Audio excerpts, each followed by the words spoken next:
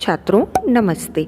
आज हम कक्षा 11 विषय हिंदी का गद्य 12 जो छात्रों हिंदी साहित्य जगत के सफल उपन्यासकार तथा कहानीकार श्री यशपाल जी रचित एक ठोस यथार्थवादी कहानी है, उसके बाकी के गद्यांशों का अध्ययन व समझ इस ऑडियो से प्राप्त करेंगे। छात्रों, प्रस्तुत दुख कहानी के पार्ट 1 से संलग्न ऑडियो के द्वारा हमने यह जाना कि दिलीप व हेमा पति पत्नी है। दिलीप हेमा को असीम प्यार और आदर देता है।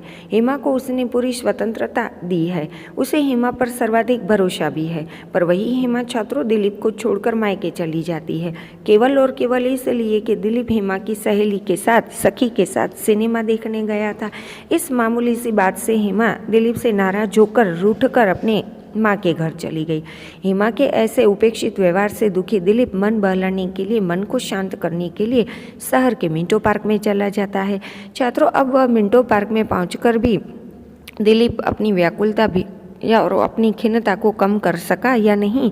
वहां जाकर दिलीप क्या सोचने लगा तथा मनुष्य के बिना भी, बगैर भी दिलीप के अनुसार यह संसार कितना रोचक एवं व्यस्त है, इन्हीं सारी बातों की समझ तथा इन सारे मुद्दों पर चर्चा आज हम इस ऑडियो से प्राप्त करेंगे। शहर के मिंटो पार्क में पहुंचे दिलीप के खिन्न मनः स्थिति का परिचय देते हुए छात्रों लेखक ने लिखा है कि उस एकांत में दिलीप पार्क में एक बेंच के सहारे साइकिल खड़ी करके बैठ गया। टोपी उतारकर उसने बेंच पर रख दी। सिर में ठंड लगने से मस्तिष्क की व्याकुलता या खिन्नता थोड़ी कम हुई। कुछ देर यूं ही बैठे रहने के बाद उसे ख्याल आया कि यदि ठंड लग जाने से वह बीमार हो गया, बीमारी के कारण उसकी हालत खराब हो गई, तो भी वह चुपचाप शहीद की तरह मौन रहकर अकेला ही अपना दुख, अपनी पीड़ा आदि सहेगा, पर किसी को भी, खास करके पत्नी हेमा को भी दुख का भागी नहीं बनाएगा। अपने दुख के समय वह हेमा को भी न बुलाएगा। छात्रों, दुख में हम सदा अपनों का साथ और सामीप्य चाहते हैं, पर दिलीप हेमा के उपेक्षित व्यवहार से दुखी है। अतः वह आवेश में आकर यही तय कर लेता है कि वह यही सोचने लगता है कि यदि ठंड में यहाँ पार्क में बैठे रहने से मैं बीमार पड़ गया, तो भी बीमारी की पीड़ा या दुख अकेले ही सहूँगा, पर हेमा या किसी और की तो अब सहायता या साथ मांगूंगा ही नहीं। छात्रों, यहाँ प्रयुक्त शब्द ख्याल अर्थात विचार। बीमार का विलोम है स्वस्थ या तंदुरुस्त, तो अकेला का विलोम है दुकेला। अब छात्रों आगे दिलीप पार्क में बैठे बैठे सोचता है कि यदि ठंड की वजह से मैं अगर बीमार पड़ा और बीमारी में ही एक दिन मृत्यु दबे पाऊँ, बिना किसी चेतावनी या आवाज़ या संकेत के आएगी, और बीमारी के साथ साथ यदि दिलीप के हृदय की व्यथा को, व्याकुलता को, पीड़ा को भी मृत्यु ले जाएगी, मृत्यु उसके सिर पर सांत्वना का, आश्वासन का हाथ फेरकर उसे शांत करके चली जाएगी, अर्थात बीमारी व हृदय की पीड़ा दोनों को लेकर मृत्यु यदि दिलीप के पास आई और यदि दिलीप की मृत्यु हो जाती है बीमारी में ही, तो वह पार्क में बैठे बैठे अपनी मृत्यु की कल्पना करते करते मन ही मन कहता है कि बीमारी के कारण यदि मैं मर गया, मेरी मृत्यु हो गई, तो मेरी मृत्यु पर शोक मनाने आने वाले लोगों में हेमा भी होगी, और वह भी औरों की तरह मेरी मृत्यु पर रोएगी, और शायद मेरी मृत्यु या मौत के बाद मेरे इस संसार में न रहने पर ही हेमा को एहसास होगा कि दिलीप की मृत्यु से उसे कितना नुकसान हुआ है, और जब उसे मेरी मौत से होने वाले नुकसान का अंदाजा होगा, तब वह अपने व्यवहार को लेकर पछताएगी। उस समय पश्चाताप के अलावा हेमा के पास और कोई विकल्प न होगा। और दिलीप सोचने लगा कि हेमा का इस प्रकार मेरी मृत्यु पर रोना, पछताना ही हेमा के उपेक्षित व्यवहार का उचित बदला है। उसके बुरे व्यवहार का यही फल है कि वह मेरी मृत्यु पर आंसू बहाए और बहुत बहुत पश्चाताप करे। शायद तब जाकर हेमा को अपनी गलती का, दिलीप के साथ किए गए अपने बुरे व्यवहार का भान होगा, एहसास होगा। चुपचाप दुख सहने के विचार से दिलीप को थोड़ा संतोष हुआ। छात्रों, उसने दीर्घ निश्वास लिया तथा करवट बदली और ठंडी हवा खाने वह वहीं बेंच पर बैठ गया। छात्रों, यहाँ प्रयुक्त शब्द मृत्यु का विलोम है जीवन, तो सांत्वना अर्थात आश्वासन, दिलासा, ढाढ़स आदि। हाथ अर्थात हस्त, तो नुकसान अर्थात क्षति और उसका विलोम है लाभ या फायदा। अंदाजा यानी अनुमान, तो बदला यानी प्रतिशोध, तो दीर्घ का विलोम है अल्प, और निश्वास यानी सांस को बाहर निकालना। हेमा के रूठने पर एवं हेमा के मायके चले जाने पर एवं उपेक्षित व्यवहार तथा उससे मानसिक असंतोष के कारण दुखी दिलीप अपनी मृत्यु पर हेमा पछताएगी, रोएगी। इन्हीं सारी कल्पनाओं में खोए दिलीप को ये भी पता न चला कि समीप 3 फरलांग तक मुख्य रेलवे लाइन से कितनी ही गाड़ियाँ गुजर गई थी, पर दिलीप का उस तरफ का ध्यान ही नहीं गया था। छात्रों, समीप अर्थात निकट, नज़दीक और उसका विलोम है दूर। तो जो यहाँ प्रयुक्त शब्द फरलांग यूके और यूएस में माप की एक इकाई है, जिसे आधुनिक समय में नहीं प्रयुक्त किया जा सकता। फरलांग से जुड़ी और जानकारी मैंने यहाँ दी है, आप देख लीजिएगा। अब जब फ्रंटियर मेल तूफान तीव्र वेग से, तीव्र गति से कोलाहल करती हुई गुजरी तो दिलीप ने उस ओर देखा। लगातार फर्स्ट और सेकंड के डिब्बों से निकलने वाले तीव्र प्रकाश से वह समझ गया कि फ्रंटियर मेल जा रही है, मतलब कि 9:30 बज गए हैं। छात्रों, यहाँ प्रयुक्त शब्द तीव्र का विलोम है मंद, तो कोलाहल यानी शोरगुल, और कोलाहल का विलोम है सन्नाटा। तो लगातार अर्थात निरंतर, अविराम तो प्रकाश यानी रोशनी, और प्रकाश का विलोम है अंधेरा या अंधकार। तीव्र गति से फ्रंटियर मेल के गुजरने से, उसके भारी शोरगुल से दिलीप अपने विचारों की दुनिया से थोड़ा बाहर आया, और उसे समय का भी ख्याल आया कि अब तो 9:30 बज गए हैं और अब वह घर जाना चाहिए। अतः वह मिंटो पार्क से घर की तरफ रवाना होने के लिए उठा।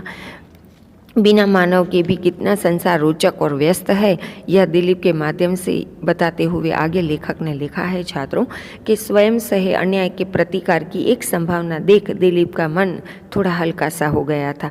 पत्नी हेमा के दिलीप की संवेदनाओं की कदर न करके दिलीप के साथ जो उपेक्षित व्यवहार हेमा ने किया था, और हेमा के ऐसे उपेक्षित एवं अन्यायपूर्ण व्यवहार के प्रतिकार की सामना करने की या सहने की संभावना व बल महसूस कर दिलीप का मन थोड़ा मिंटो पार्क में बैठे हल्का हो गया, और घर लौटने के लिए अब वह उठ खड़ा हुआ।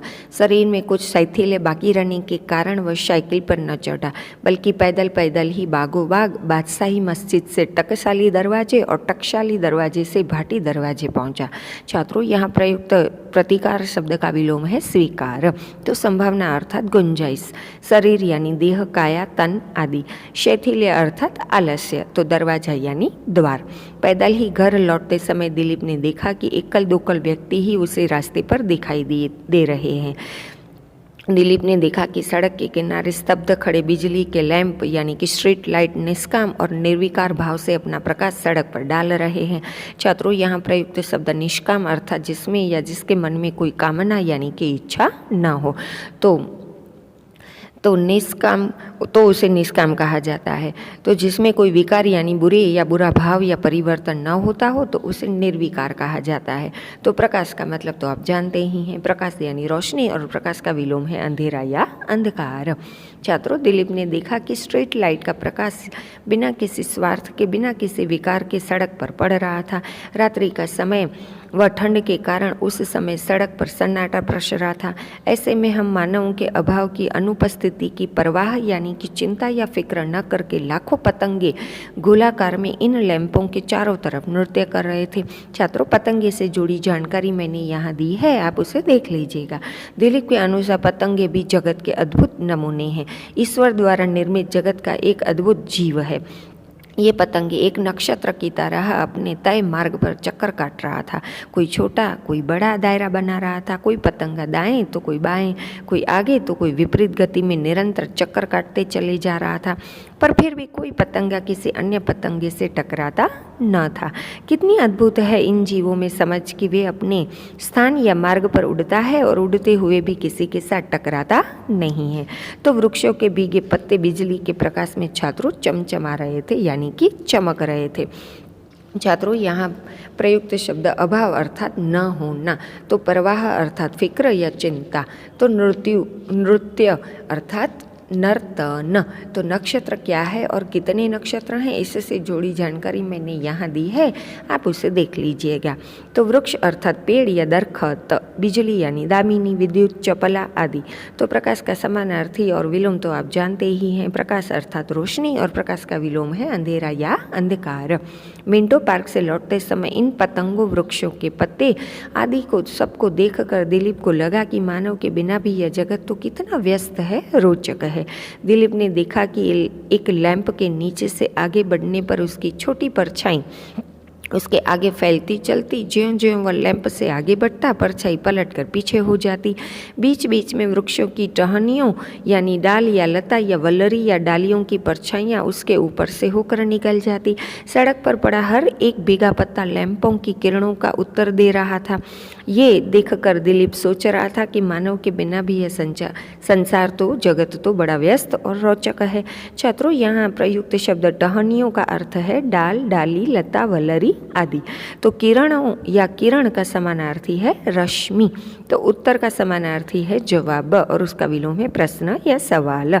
तो संसार यानी जगत, दुनिया आदि। तो काम में पड़ा हुआ अर्थात व्यस्त। और रोचक या रुचिपूर्ण, रोचक यानी कि रुचिपूर्ण या इंटरेस्टिंग। सर्द रात में दिलीप जब मिंटो पार्क से घर लौटते समय व्यस्त संसार की रोचकता को देख देख कर घर की तरफ लौट रहा था कि कुछ कदम आगे बढ़ने पर दिलीप को सड़क के किनारे नींबू के वृक्षों की छाया में कोई श्वेत सी चीज दिखाई दी। कुछ और बढ़ने पर मालूम हुआ, पता चला कि कोई छोटा सा लड़का सफ़ेद कुर्ता पायजामा पहिरे यानी कि पहने एक थाली सामने रखकर कुछ बेच रहा था। छात्रों, यहाँ प्रयुक्त शब्द छाया अर्थात छांव और उसका विलोम है धूप। तो श्वेत अर्थात सफ़ेद, धवल और उसका विलोम है श्याम।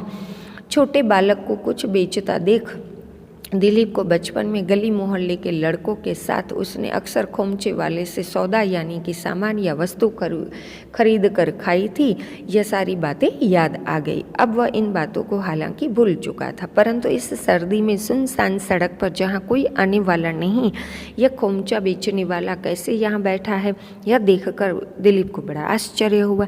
छात्रों, यहाँ प्रयुक्त शब्द अक्सर यानी प्रायः, तो सौदा अर्थात सामान या वस्तु, तो सुनसान यानी सुनना, तो खोमचे पर रखकर वस्तुएं बेचने वाला व्यक्ति अर्थात खोमचे वाला।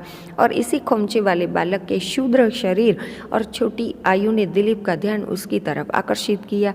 छात्रों, यहाँ प्रयुक्त शब्द क्षुद्र का अर्थ है निम्न, तो शरीर यानी देह, काया, तन आदि, तो आयु अर्थात उम्र या आयुष्य। दिलीप ने देखा कि रात्रि में सौदा यानी वस्तुएं बेचने निकलने वाले इस सौदागर के पास, इस छोटे बाल व्यापारी के पास मिट्टी के तेल की डिबरी तक नहीं थी। छात्रों, मिट्टी का तेल अर्थात केरासिन, तो डिबरी अर्थात छोटा दिया या दीपक। समीप जाकर अर्थात निकट जाकर दिलीप ने देखा कि वह लड़का सर्द यानी ठंडी हवा में ठंड लगने के कारण सिकुड़ कर बैठा था। दिलीप के समीप या निकट आने पर उसने आशा की, उम्मीद की निगाह से या नज़रों से दिलीप की तरफ उसने देखा और फिर अपनी आंखें उस बालक ने झुका ली। छात्रों, उस खोमचे वाले बालक या लड़के को ठंड में दिलीप को देखकर यह उम्मीद जगी कि वह उससे कुछ सामान या वस्तु खरीदेगा, अतः वह बालक आशा भरी नज़रों से दिलीप को देखने लगा। छात्रों, यहाँ प्रयुक्त शब्द समीप अर्थात निकट, नज़दीक और उसका विलोम है दूर। तो आशा यानी उम्मीद और आशा का विलोम तो आप जानते ही हैं निराशा। तो निगाह यानी दृष्टि या नजर, तो आँख यानी नयन, चक्षु, नेत्र, दृग, लोचन आदि। अब छात्रों, उस खोमचे वाले बालक के निकट जाकर दिलीप ने उसके पास क्या कुछ देखा, उसके चेहरे पर क्या भाव आदि देखे तथा दिलीप और उस बालक के बीच क्या संवाद या बातचीत हुई, ये सारी बातें अब हम अगले ऑडियो से जानेंगे और समझेंगे। उम्मीद है प्रस्तुत दुख कहानी के उपरोक्त सारे पैराग्राफ आप अच्छे से समझ गए होंगे।